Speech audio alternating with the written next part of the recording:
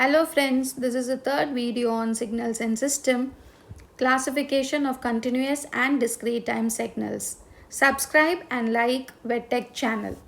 Today we are going to discuss about the classification of continuous and discrete time signals.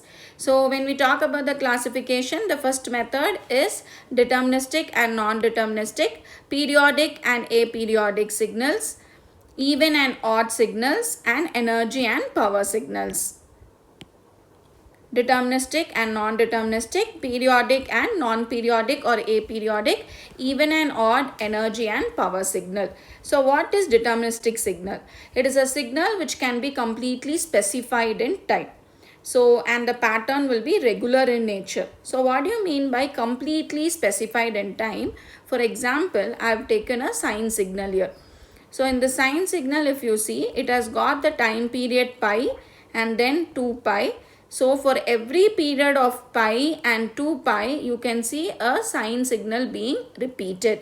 And the same waveform, if I take, for example, this is what it has been continuously carried out, which means the signal after the time period 2 pi, again if you see, the same signal gets repeated here.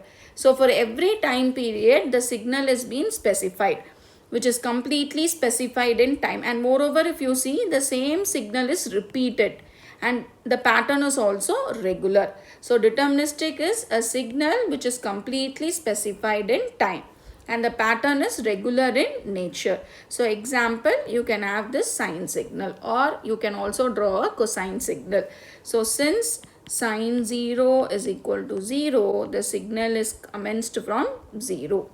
Another best example is x of t is equal to bt. So this indicates it is a ramp signal. So what is actually a ramp signal? So this you can call it to be a ramp signal. So if I take a slope of it, it becomes y by x. So this is dy by dx and the slope indicated by the notation b. So this is ramp signal. Now next, non-deterministic. Signal whose occurrence is always random in nature. So random in nature is obviously the pattern will be irregular. So this is the example for non-deterministic signal. So non-deterministic signal, if you see, you don't have any specific time period, and moreover if you see, the pattern of the signal is also irregular. So the variations, you can have lot of variations, and you can have the noise signal to be a non-deterministic signal where you will not have a regular pattern and instead an irregular pattern will be followed in the signal. Next comes, the next classification is periodic and non-periodic, or otherwise you can also call it as periodic and aperiodic signal. So what is a periodic signal? A signal which repeats itself after a fixed interval of time is what is called as a periodic signal. I have already mentioned in deterministic signal. So I have already explained here, the same signal which repeats after a fixed time interval. So after 2 pi, you can see the same signal is repeated for the next time period. So from 2 pi to 4 pi, you have the same signal being repeated. So that is what you call it as a periodic signal, which repeats itself after a fixed interval of time. See, for example, I have drawn here. So from 0, from the origin to t0, you have got a sine signal, and again from t0 to 2 into t0, you have got the same signal being repeated after a fixed interval of time. So that is what you call it as a periodic signal. So how can I represent the periodic signal? X of t is equal to, so here the amplitude is a, so a into sine omega t. Okay, and what is omega? 2 pi f naught. So in turn I can write a into sine into, in the place of omega I can replace 2 pi f naught into t. Okay, and here this 0 to t naught, you can take the initial period to be 2 pi, and again this can be 4 pi. So this initial period from 0 to t naught, you have taken it to be 2 pi, then again 3 pi, 4 pi, 5 pi, 6 pi, it continues. So it can either be a sine waveform, cosine waveform and square waves. So it is called periodic because it repeats itself after a period t naught. And the condition for a signal to be periodic is x of t is equal to x of t plus capital T naught. So this T naught, as I already mentioned, is equal to 2 pi in this case, and this you can also call it as a fundamental period. T naught is what you call it as a fundamental period. I mean the minimum time interval for a signal to get repeated is what you call it as a fundamental period. And keep in mind the condition for periodicity, x of t is equal to x of t plus capital T naught. So now next we are going to see about non-periodic signal. A signal which does not repeat itself after a fixed interval of time is what we call it as a non-periodic signal. So here, for example, we have taken an exponential signal. So in this case of exponential signal, you can see the waveform to be rapidly decreasing over the period of t. So as the signal goes on decreasing up to infinity, what happens? You cannot have the same signal to be repeated. Starting from the point t is equal to 0 up to t tends to infinity, the signal keeps on decreasing and you cannot have the same signal being repeated here. The same signal is not repeated here. Yes, so this signal is said to be a non-periodic signal. And here you have only one cycle period. Starting from 0 up to t naught is equal to infinity, you have got the signal to be decreasing. And what is the condition here for non-periodicity? When x of t is not equal to x of t plus t naught, then such a signal is called as a non-periodic signal. X of t not equal to x of t plus t naught, then the signal is said to be non-periodic signal.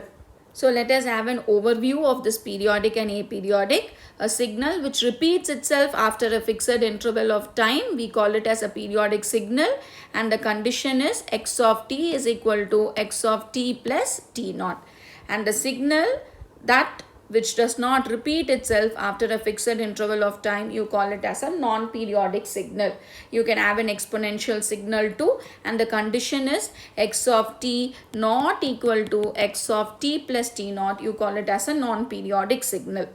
So again, if I take a discrete time signal, in the place of t, we know we are going to replace it with n, which you have already seen in the previous videos. So x of n is equal to x of n plus n, and x of n not equal to x of n plus n, the condition for non-periodicity. Another important note, discrete time signal is periodic only if its frequency is a rational number. So this you can note it so that when we are going to solve the problems, this statement is going to play an important role. Discrete time signal is said to be periodic if its frequency is a rational number. The next classification, so far we have seen what is a deterministic and non-deterministic signal. Then we have seen about periodic and aperiodic. So now we are going to deal with even and odd signal. So when is a signal said to be even? A signal is said to be even if it satisfies the condition x of t is equal to x of minus t.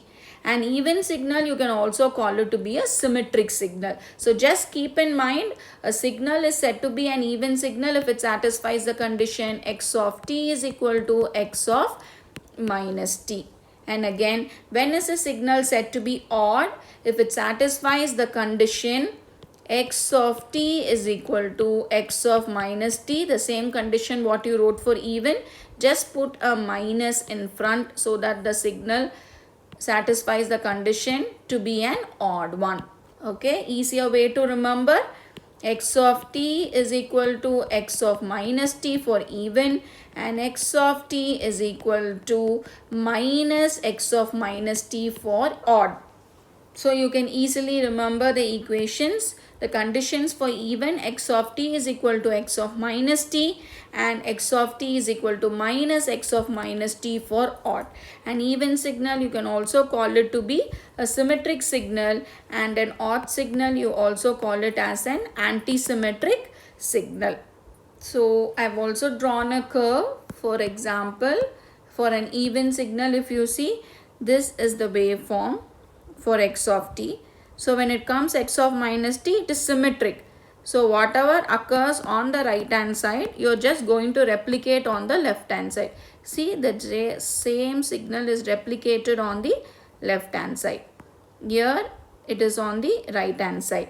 So symmetric, just whatever you look into this side, the same thing you're going to have it on the other side. So this becomes a symmetric signal. Next, the same thing when you apply it for a discrete time signal, x of n is equal to x of minus n and x of n is equal to minus x of minus n for odd.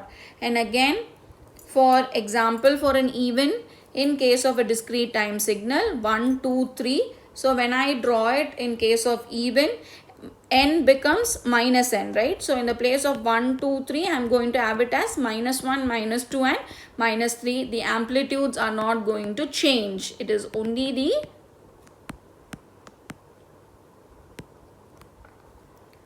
the amplitudes are not going to change. It is only the value of n. So in the place of n, you are going to have it as minus n.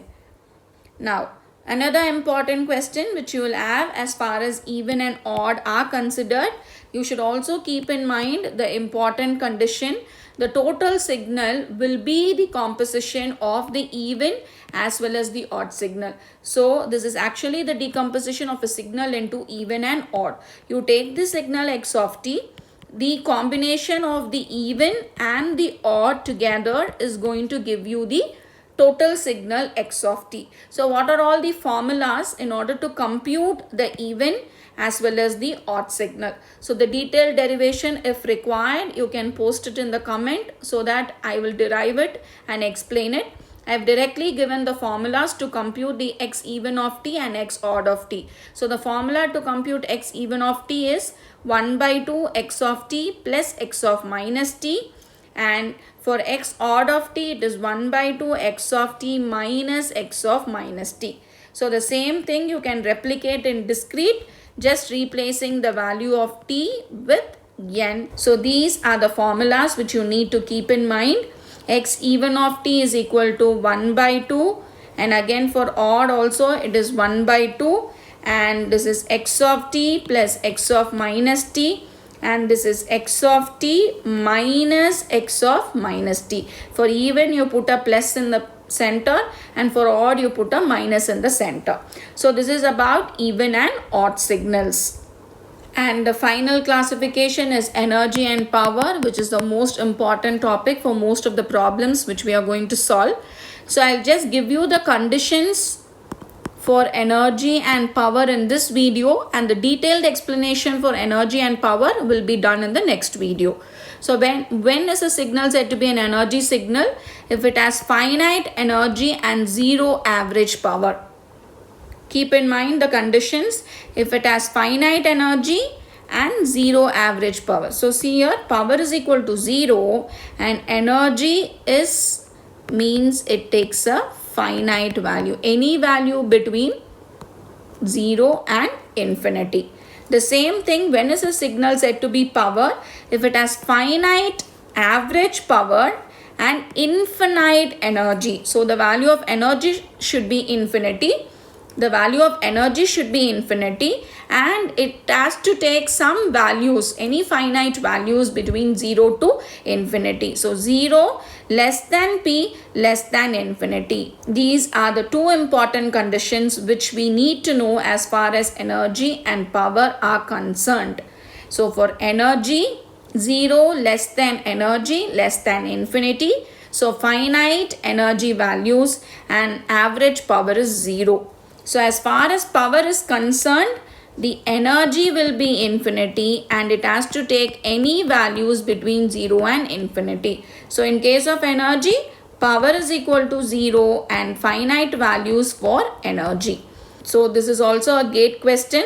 So please keep in mind, power 0, energy finite values.